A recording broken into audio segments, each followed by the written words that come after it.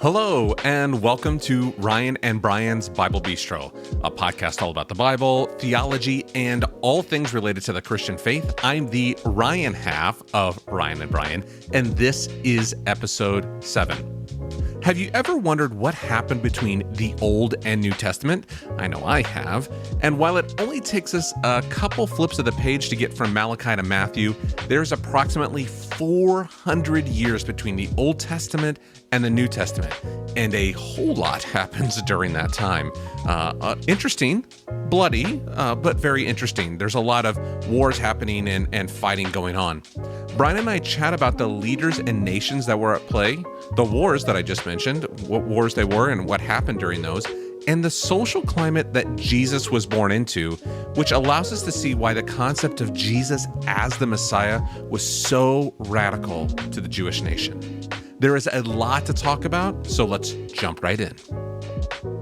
All right, we're back here in the bistro. Yeah. And last time, Brian, you said, I'm not going to tell you what we're going to talk about. We're going to do John 14, and you just made me, I risked a lot there looking real dumb. Well, you didn't look dumb, I thought. I mean, you kind of, you asked good questions and you followed where I was going. That's right. Very generous. I mean, I felt dumb. Right. I felt dumb. Anyway, so today it's my turn to, Okay. I'm going to ask, I'm not going to talk. You're going to talk again, but I'm not going to tell you what we're talking. So one of the things that I've been talking about with someone, a friend of mine, is what happened between the end of the Old Testament and the New Testament. Right. So what it was, we got about 400 years Right. Between the last writings, Malachi in there, to Matthew. I don't want to date things, but from the Old Testament, the New Testament. Right. And when we jump into this story in the New Testament, we've got the Pharisees, the Sadducees, Right. all that stuff. So Okay. what happened? Right. Yeah, it's 400 years. I mean, there's a lot that happens in 400 years, right? The this country is a little over 200 years old, and if you think about from now to the colonial period, there's a few things have happened in between. There's been some ups and downs. So yeah, it's an interesting, and I do think understanding the what we use the phrase intertestamental period for this a lot. And the other phrase you'll sometimes see when you're reading about this is the Second Temple period. We'll talk about the Second Temple period, but this period of time, there are several developments that happen, and I think some of them give us background, again, like we've been talking about historically, that can help us understand parts of the New Testament. Last time we talked about John 14, and I mentioned, for example, this guy named John Hyrcanus that destroyed the temple on Mount Gerizim. Yep. and increased this animosity between the Jewish people. He was a king of the Jews. He was a king of the people of Judea and the Samaritans. Part of that went back to this destruction of the temple that he did. And, that's when this woman at the well, the Samaritan woman, understands who Jesus is, that's the first thing that she asks. It's like the very first thing. This is a major thing between us. So that's one example. But let me kind of give you a general overview of some of the things that happened. And I'm going to actually go all the way back to the Old Testament. And you will remember that in the prophets and in the stories, that one of the things that was happening is because of the people of God's unfaithfulness, God was going to send this nation, the Babylonians, who were going to come in, and they were going to take over essentially this area. And the reason was because, the way the prophets talked about it, because the people had become unfaithful to God, that he was going to send this people that was going to take them captive. And so we find that taking place. We call it the Babylonian captivity. And even in the book of Daniel, for example, you can read about that and some of the events that took place. And during the middle of the book of Daniel, so the Babylonian Empire is one thing that is toward the end of the Old Testament. In the book of Daniel, you also have the Medo-Persian Empire that arises. You might remember that Darius the Mede is mentioned there, who comes, and Belshazzar, his kingdom is taken over, his empire is taken over. It's funny enough, we read about that in history. The historian Herodotus, some people call him the father of history, talks about that transition of power that we can see in the book of Daniel. So again, we're talking primarily Old Testament now. But then the book of Daniel also prophesies, this would be something for us to talk about sometime, is how do we understand the book of Daniel? But he prophesies the coming of other kingdoms. And one of them is what we understand to be the Greek kingdom, right? The Greek Empire. And some important things happen for the New Testament there. The person we usually associate with the conquest of the Greeks is, who would you associate with that? Alexander the Great, Alexander the right? Great, yeah. And so he and his armies kind of sweep across the known world at that point and take over these areas. And so again, Judea, Samaria, Galilee, these are places where the events of the Bible take place, falls under Greek control. Mm-hmm. Now, the Greeks, for the most part, allowed the Jewish people to continue to practice their religion in the way that they, at least initially, Mm-hmm. the way that they were wanted to, the way that they were allowed to. But then, after Alexander the Great's death, his empire was divided up into 4 parts, and 2 of these parts in particular, one was kind of centered in Egypt. We call them the Ptolemies, because the first guy's name was Ptolemy, and then he named the son and grandson, all that kind of stuff got named after him. So the Ptolemaic Empire is kind of a Greek empire that was centered in Egypt. And then there's this other empire that's to the north, the Seleucids, we call them, that battled back and forth. They were kind of centered in Assyria, let's say, Mm-hmm. and they battled back and forth over this land, Judea, Galilee, Samaria, these 3 places, back and forth for centuries, right? And so the battle kind of back and forth is part of what took place. Well, there was a king of the Seleucids that ended up having a different view of the Jewish people than had happened to that point. And he really tried to stamp out the Jewish people completely. He made it illegal to own a copy of the Old Testament, the Torah, Mm-hmm. their Bible. He made it illegal for them to worship. He outlawed several things. He took over the temple. We talked a lot about the temple last time. He took Yep. over the temple, and he put a statue of a false god in the temple, which, of course, to the strict Jewish people became a major deal.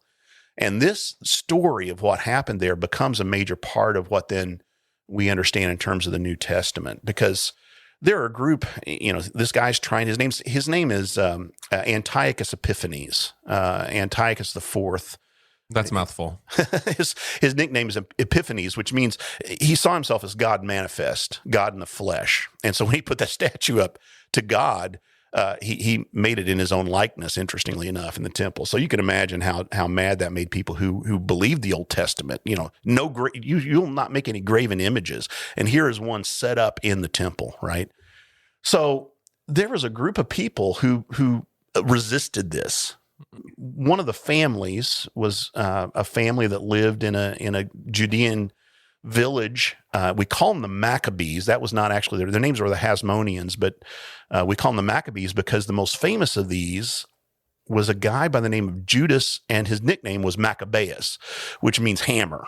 Judas the Hammer. Okay, Yes, that's a good nickname. That's a rock and roll right? name.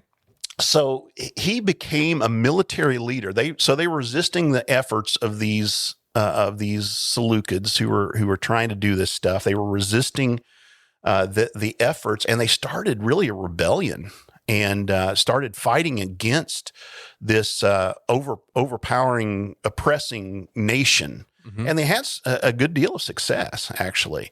And so one of the things that they did is they fought their way into the temple, and they, tried to reestablish worship in the temple. They shut themselves in. They were able to kind of defend the temple. And there was a major feast later that took place because of some traditions and some ideas about what happened during that period of time. And actually, there's one of them you've heard of. But what happened is when they were able to reestablish and kind of cleanse the temple and make it, for worship of God again instead of worship of this false god, that became celebrated by a festival, and we call it today Hanukkah. Okay. It takes place around the same time as Christmas, usually late December, depending on the calendar. But it's always late December. But Hanukkah is that Hanukkah. Yeah, that was a good strong take on that. So in the Bible, in the New Testament, this is actually mentioned in the Gospel of John. We talked about John. We talked about the importance of the temple in the Gospel of John. Mm-hmm. If you look at John chapter 10, now the interesting thing is that's a story. This would be a really cool one for us to talk about sometime, John 10. This is Jesus talking about being the shepherd, the good shepherd. And shepherd, throughout the Bible, I'll just kind of give you this teaser. Shepherd is something that people use for the rulers, right? Shepherds are rulers. Yep. From the time of King David, at least, the rulers of God's people are called shepherds. And so Jesus talks about the fact that these other shepherds have come before me who were thieves and robbers, but I am the good shepherd. Now, verse 22, it says, and it was, or then came the festival of dedication. So that word, the feast of dedication or festival of dedication, I don't know what your CSB says. It says festival of dedication. It is talking about Hanukkah. It says it was at Jerusalem, it was winter, and Jesus was in the temple courts walking in Solomon's colonnade. So there's Jesus in the temple again. And he's talking about this feast. This is taking place at this feast time where people are remembering these Jewish rulers from the past who had, overthrown the oppressing empire. Yes. Just kind of like the Romans were in his day. And, Jesus is talking about the fact that I am the good shepherd. Look back up, and I'm going to say something else about this. I know I'm kind of off track now, but it says, verse 7 says, therefore Jesus said again, very truly, I tell you, I'm the gate for the sheep. All who came before me are thieves and robbers, but the sheep have not listened to them. I am the gate. Whoever enters through me will be saved. They will come in and go out and find pasture. The thief comes only to steal and kill and destroy. I have come that they may have life and have it to the full. I am the good shepherd. The good shepherd lays down his life for the sheep. So this difference between maybe shepherds who've come before, rulers who've come before who are not good, and Jesus says, I'm the good shepherd who's even willing to lay down my life. And of course, we know that's a pointing toward that. So let's go back to Judas Maccabeus. They have this dedication, and so the people, he was a hero, and so the people wanted his family really to be the leaders, their leaders forever. And so Judas, and then he had a son, or actually it was a brother that ruled. So there's this whole list of kings that begin to rule over the people. And again, they were heroes, but there came a point where these kings were no longer acting on the benefit of the people. We've seen this before, right? A couple times, yeah. But they began acting for themselves, and they began to enjoy the luxuries and this kind of thing. And so they were no longer the heroes. In fact, they became the enemies of the people. In fact, they kind of went into cohorts with the Romans. And this is the fourth empire, the fourth kingdom.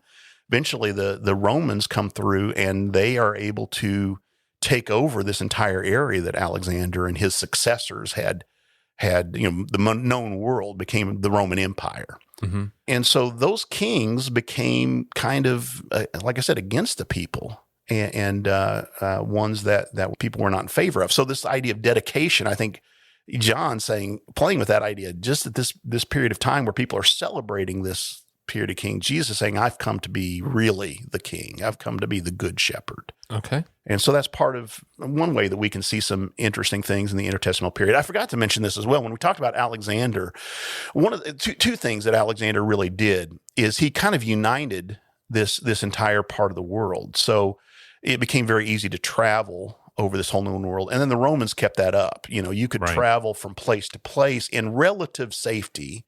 And that kind of led the way for the coming of the New Testament. I'll say more about that. And also, Alexander made the Greek language the primary language that most people spoke throughout the known world. Even if they had local languages and dialects, they spoke the Greek language. And we've talked before about the fact the New Testament was written almost entirely in Greek. Mm-hmm. The reason for that, and it made it very available to lots of people in the known world at that period of time. The missionaries, like we have Paul traveling from place to place, and he's able to do that because of these developments that took place during this period of time. Now, I want to mention one more thing. Let me ask you questions to this point, or anything you wanted to bring up, or it's just washing over me like a spring rain. Well, you mentioned these groups like the Pharisees and where and do the these Sadducees come from? Because I think that's always a thing for me is like we have this darkness that we have in our Bible. And then we come, and we've got Pharisees, and they're in charge. Right. They're running it seem to be running the Jews, Sure. the Jewish faith in some way. I mean, they're still subservient to the Romans at some point. Right. And then you've got the Sadducees and Sanhedrin. And so, those are new terms for us coming into it. So how do we get there? What's happening? Well, the Sadducees end up being kind of connected to the high priesthood, and they become connected to the Roman Empire. They kind of throw their hat in the ring, lot in with the Romans, so they become very politically powerful. But they're fewer in number. The Pharisees were really popular among the people, and I think that's something that's fascinating. When we read, because we hear Jesus' comments about the Pharisees and this kind of thing, and we read with that kind of a bias, and we forget the fact that these were the heroes of the people. And this is really where many of the early Christians were from, this group of the Pharisees. I'll show you something in just a minute that you'll find interesting, I think. But when we read, a lot of times we just gloss over these groups that are just like, oh, blah, blah, blah, like Pharisees, Sadducees, whatever, teachers of law, chief priests. It's all the same to us. But there were significant differences. The Pharisees kind of descend from this group of people who believed very strongly. When you remember, I talked about Antiochus Epiphanes, and he was trying to stamp out Judaism. Well, there was a group of people who were very much keepers of the law, and they were called Hasidim. These were the set apart ones, or the pious ones. You can hear, if you've ever heard the term Hasidic Jew, you can kind of hear that. Hasidim is the same root for that, and so they become, over time, this very kind of conservative to keeping the law group becomes essentially the Pharisees, become the ones who are very interested in keeping the law as it is written, keeping every bit and every letter of the law. And, you remember when Jesus has conversations with them, sometimes he's like, well, you're so concerned about doing this, but you've forgotten the point. You've forgotten mercy. You've forgotten the way that God commanded you to take care of your mom and dad as well. You're so concerned over these little minor points of the law. You've forgotten kind of the heart of the law. Is sort of his criticism. So that's where the Pharisees come from. The Sadducees, like I said, they become kind of a politically powerful group who were connected to the temple. Their power is in the temple. And that's why after the destruction of the temple we talked about last time in AD 70, that group kind of goes away. But we still see the remnants of these Pharisees that continue on. Let me show you one interesting thing. You might find this interesting. I hadn't planned to do this, but I hadn't planned for anything. I was going to say I haven't planned any of this. I just said, look, you're talking about this. Start talking. Look at the book of Acts. I think it's Acts 15. You'll find something I think pretty interesting. Jerusalem Council? Yeah, it's a Council of Jerusalem, where there's this question. And I'll look at verse 1. It says, certain people came down from Judea to Antioch and were teaching the believers, unless you're circumcised according to the custom taught by Moses, you cannot be saved. So this is the early church is in this period of time where we start to have some of these believers who were not Jewish at first. The early church, you got to remember, the earliest believers, all of the disciples were all Jewish people, and Jesus was Jewish. And the early church initially was all Jewish. It was centered in Jerusalem. It was just this particular way of believing in the Messiah, that Jesus was this promised person from the Old Testament. And that was kind of their confession. He is the Christ, he's this Messiah from the Old Testament.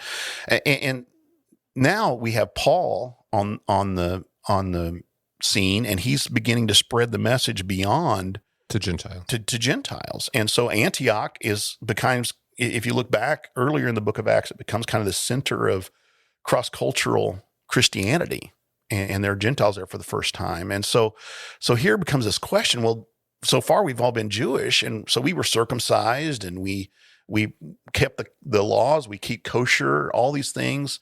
And now there's this whole group of people who were not raised that way.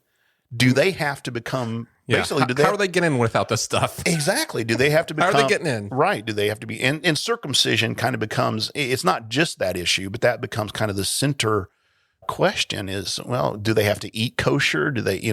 All these kind of questions become a major deal. So this is what happens: is they get together and they begin to have this discussion. We call it the Jerusalem Council. this kind of meeting where they're all kind of trying to figure out how to do this. Look at verse 5, though. This is what I find fascinating. It says, then some of the believers, so we're talking about believers in Jesus, and again, we're talking several years down the road from Pentecost at this point, right? We're talking about a decade or more. Some of the believers who belonged to the party of the Pharisees stood up and said the Gentiles must be circumcised and required to keep the law of Moses. So you got people who are believers in Jesus who we would look at and say, these are Christians, these are followers of Jesus, and yet they still identified themselves as Pharisees. You get what I'm saying? Yeah. And I will say this, there's some other differences. The Sadducees tended to only, they accepted only the law of Moses, only the 5 books of Moses were what they accepted. The Pharisees, though, accepted the prophets and these history books. So the other kind of funny thing is, I always say Christians adopted the Old Testament of the Pharisees, not the Sadducees, right? So we accepted this. One of the famous things, you mentioned this earlier, even that the Sadducees don't believe in the resurrection. Paul talks about this later. Yes, I remember as a child growing up, the Sadducees were Sadducee because they did not believe in the resurrection. I guess that's a good mnemonic. So it's something. So later, Paul is talking to a group of people, and he throws out this idea of the resurrection from the dead in order to kind of start the squabble between the Sadducees and the Pharisees, and so it becomes this major mob thing. But there's a reason for that. If you were going to talk about the resurrection from the Old Testament, the resurrection from the dead, what verses would you go to immediately? Ezekiel. Yeah, Ezekiel's a good one. It talks about the dead bones being made alive. Daniel, some of the stuff. I mean, well, the Christ coming back out of captivity, sure. Maybe, but mostly Ezekiel. Isaiah maybe. But on the day of Pentecost, when Peter stands up to preach on the day of Pentecost, he says, he uses the Psalm. He says, "You will not let your Holy One see decay, nor will you abandon him to the grave." Right, and so that becomes that's Psalms. Right. Now here's the interesting thing. I don't know if you remember this. Doubtful. Are you referencing things I would have been taught in school? Hopefully. Jesus is confronted one time by a group of people. I don't know if you remember this story or not. That doesn't help me narrow it down. I know. I'm sorry. Times. He was confronted by this group of people, and it was about the resurrection. It's Mark chapter 12. I don't know if you remember this story or not. This is something that's interesting. It's verse 18 says, then the Sadducees. And here's one of those times where we might read this story out of the Gospels and we just read enemies of Jesus, right? It's like, but this is very significant that this is the Sadducees. Sadducees who say there is no resurrection, right? Came to him with a question. Teacher, Moses wrote for us that if a man's brother dies and leaves a wife but no children, the man must marry the widow and raise up offspring to his brother. This is called levirate marriage. It's where do you find that? Well, it's in the law, right? And basically they're saying Moses commanded us to do this, right? Now there were 7 brothers. The first one married and died without leaving any children. The second one married the widow. He also died leaving no children. Same with the third. None of the 7 left any children. Last of all, the woman died too. At the resurrection, whose wife will she be? And this is the kind of question. Christians do this kind of thing today too sometimes, don't we? No, never. You can tell that this is kind of their proof. Oh, I've got the proof right here. And so nail you down. This is a story that's going to catch you. So they're basically saying to Jesus, they're trying to trap him in this question, right? How can you say this? Now, you got to remember this is Sadducees, though. They don't believe in the resurrection. They don't believe in the resurrection, and they only accept the 5 books of Moses. Okay, so look at Jesus' answer. He says, you're in error. You've only got, I always say this kind of tongue-in-cheek, you only got 2 problems. You don't understand your Bible and the power of God. I mean, other than that, you guys are doing pretty well, except for those 2 things. Except for the 2, you might call them minor or major, whatever. You don't know your Bible, and you don't know the power of God. It says this, when the dead rise, they will neither marry nor be given in marriage. They'll be like the angels in heaven. Now, about the dead rising, have you not read in the book of Moses, in the account of the burning bush? So this is Moses in the beginning of the book of Exodus. You remember that God meets Moses, who's a descendant. He's at this point run away from Egypt, and he's tending sheep, right? And so here's what happens. It says in the book of Moses, in the account of the burning bush, God said to him, I am the God of Abraham, the God of Isaac, and the God of Jacob. In other words, he uses the present tense. I am the God of Abraham, Isaac, and Jacob. But of course, by the time of Moses, Abraham, Isaac, and Jacob had long been in the grave. Right. And so he says, he's not the God of the dead, but of the living. You're badly mistaken. So, but here's the point. He didn't go to, he's confronting Sadducees. So it wouldn't have done any good if he would have quoted Daniel or Ezekiel or Psalm 22 right. He went back to their book, right? And he proved it from there. So that's just one example, I think, of understanding these different groups, how they can kind of give us, again, a little additional insight into why Jesus is answering them the way that he does. As much as we can understand these stories and what was important to them, there's some other examples I can think of. John 9, they're confronted with a man who's born blind, and Jesus' disciples ask the question, was it this man or his parents that sinned? Yeah. That's a part of it. You can see there just a little glimpse of the worldview of the disciples who believed that blindness was a result of sin. And Jesus kind of corrects them. Neither of them sinned. In other words, you're misunderstanding this. And he says it was so the power of God could be revealed, and heals the blind man. And those are kind of examples. I'll give you one more just quick way that we see some of this intertestamental period impacting the New Testament. Jesus' disciples, so I mentioned the Maccabean kings and how they were heroes of the people for a long period of time. About 90% of the names of boys in the first century during Jesus' life and ministry, about 90% of the Jewish boys who had been born in Galilee or Judea were named after one of those kings. And we see that in Jesus' own disciples. There's, do you remember Peter's name before he became Peter? Do you remember what his name was? Simon. And so Simon is one of those kings. And there's actually a couple of Simons. There's Simon who's Peter, brother of Andrew. And there's also Simon who's called the Zealot. Yep. Remember that? I'll come back to that in a minute. That's another interesting intertestamental period thing. But, those names, Matthew, James, John, all of these are names that were from the Maccabean kings. And it showed what an important story that was to the people. It's kind of like early in the history of the country where people would maybe name their kids Benjamin after Benjamin Franklin, or, George after George Washington, that kind of thing. Or Judas after Judas the Hammer. Why Judas the Hammer? Maccabees. Yeah. So, there's Judas. There's a couple of Judases in Jesus, not just Judas Iscariot, we call him, but then there's another Judas in Jesus' disciples as well. So, all these names, and just it's kind of an interesting. There's a history that comes along with it. There is, and that's another way that the intertestamental period impacted. It seems like there's one other thing I was going to mention. I liked that you were talking about the zealot. Like there was some. Talk to us about zealotry. That there was some warmongering happening here. Zealots was a group of people. Now the Pharisees did not like. I told you already. Sadducees were kind of in cahoots with the Romans. Pharisees did not like Roman rule, but they were, for the most part, there was a difference of opinion about how Jewish people should respond to the Romans. But for the most part, they were, they didn't like the Romans, but they weren't going to do anything actively.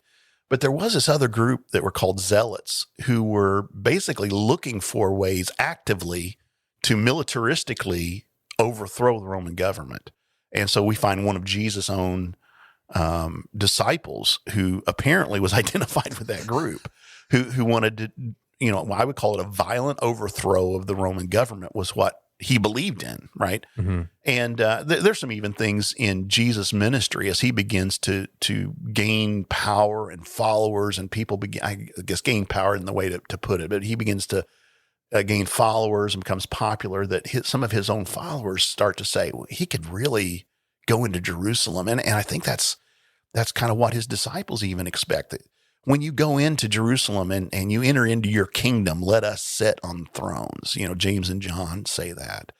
And again, we kind of make it into this future thing that they're thinking, but I think they're really thinking about marching into Jerusalem and overthrowing the Roman government sometimes. And Peter, on the day of Jesus' arrest, draws his sword and cuts the ear. That goes for, I don't think he was going for his ear. I don't think he was going for the ear. It wasn't like, oh, stop. It was save it for something a little more vital around the neck region. I really think he saw, he thought he was doing one of the first strokes in the war against the Romans. Shot heard round the world. That's exactly right. And so those kind of things I think help us, give us a little bit more context. This was something that was recent in their memory, in their history, that they could remember a time when the Maccabees had overthrown a foreign oppressing government. Mm-hmm. And their hope was that can happen again. So I'm going to name my kids Simon, and I'm going to name my kids Judas, that they would be able to do that kind of thing. So. And because of that zealotry, there was a tense relationship between Rome and the Jews in Jerusalem that's what Jesus is walking into. There's already a tense relationship going on there. If we don't think about the 400 years where God is silent in some ways in there, and then when Jesus comes, he is not the zealot God that they expected. I think it's easy, at least for me. I'm sitting back here thinking about the perspective of the Pharisees going, hey man, these are the last rules that we were given. Right. And you're totally not that. So how do we understand this? Right. We haven't heard anything for 400 years. And we're supposed to expect you. Yeah. I'll say oftentimes we say it's a time of silence. And in fact, you find this early in the Gospels. It talks about, there seems to be this expectation. There hasn't been prophets for this period of time. God was silent, but I always say he was still active. And we can see that in the events that took place.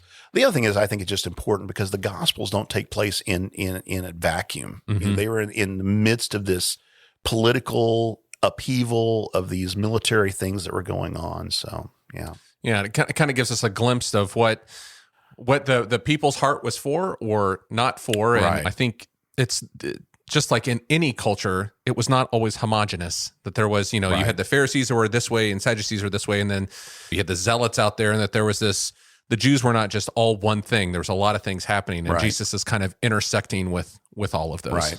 Right. So, well, I think that's about it. I just want to talk about what happened in there so we kind of figure out what's happening. So there's war, fighting, oppression, and so forth. But that was good. That was good. Ryan. Well, again, it's just a part of the whole picture, I think, of how we study Scripture and we think about it, within its historical context, not just in isolation. These are not just words that dropped, in no context, but they have historical context. The reason Jesus addresses the people the way that he does, calls himself the Good Shepherd, and those kind of things, I think, have that kind of context, that it took place at the Feast of Dedication. These are things that can, I think, help give us a greater understanding. Yeah, and I think for me, when I hear the Good Shepherd, it's always just, well, they had shepherds and they had sheep, and they understand. You know what I mean? Like there was a leader, but like that they didn't. Were they thinking of shepherd as at a higher level than what I'm thinking of than just maybe? Like I said, maybe we'll come back and do John 10 another time and talk a little bit more about shepherds and rulers and that kind of thing. So, Ezekiel. You mentioned Ezekiel earlier, who talks about the wicked shepherds and. Ezekiel talks about a lot, some things on wheels and faces and all that good stuff. So, well, Brian, thanks so much. All right. Thanks for joining in the bistro. Yeah. All right, man. Take care. Thank you. Bye. Thanks so much for listening to this episode of Ryan and Brian's Bible Bistro. We hope this helped maybe answer some questions for you about what was going on in the world between the Testaments. In next week's episode, Brian and I are doing something a little bit different. We are reflecting on our past trips to Israel-Palestine. I've been once and Brian has been a couple times, and we reflect on what those trips were like, what really stood out to us, and what it meant for us in our daily study of Scripture. We hope you can join us for that. You can find show notes, links, and more at thebiblebistro.com. You can also find us and follow us on Facebook and Instagram at The Bible Bistro.